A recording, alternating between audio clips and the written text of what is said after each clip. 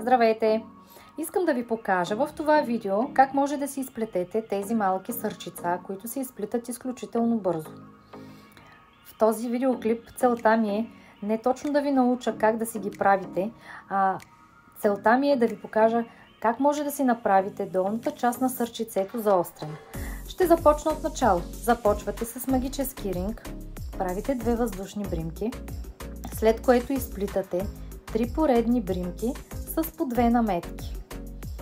Ето, замятате 2 пъти вкарвате в магическия кръг, изплитате първите 2 бримки, след което изплитате следващите 2 и последните 2, докато остане 1 бримка.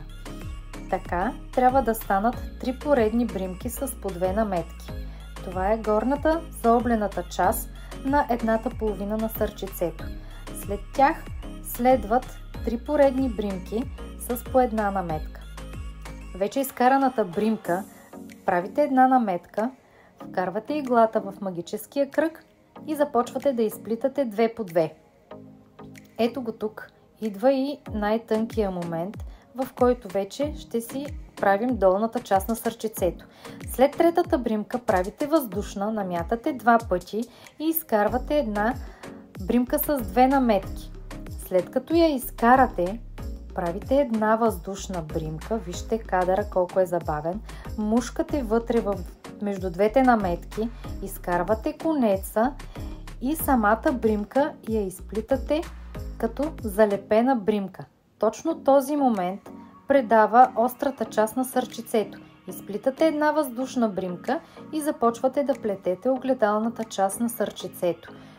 В обратен ред. Започвате с 3 бримки с по 1 наметка, намятате, изкарвате през магическия ринг бримка, изплитате 2 бримки и следващите 2 бримки.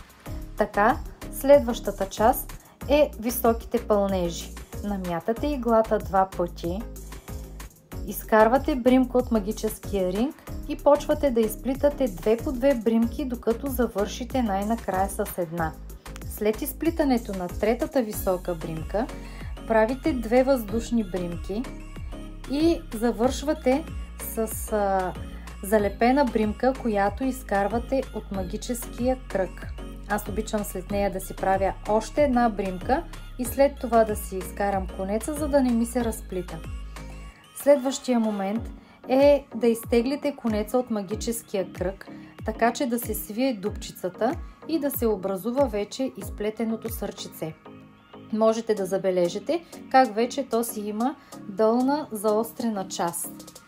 Ако ви харесва видеото, може да си експериментирате и да пробвате да си изплетете такова сърчице.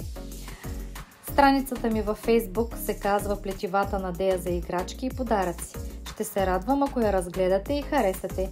Благодаря ви, до следващия път!